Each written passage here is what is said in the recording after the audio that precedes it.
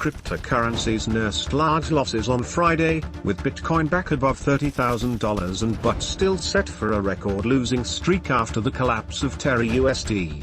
A so-called stablecoin rippled through cryptocurrency markets. Crypto assets have also been swept up in broad selling of risky investments on worries about high inflation and rising interest rates. Sentiment is particularly fragile, as tokens supposed to be pegged to the dollar have faltered. Bitcoin, the largest cryptocurrency by total market value, managed to bounce in the Asia session and traded around $30,500 at 1,140 GMT.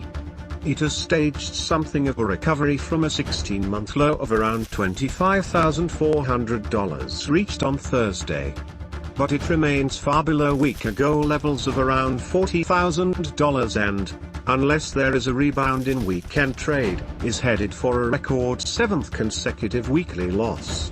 "I don't think the worst is over," said Scotty Siu, investment director of Axon Global Asset Management, a Hong Kong-based firm that runs a crypto index fund.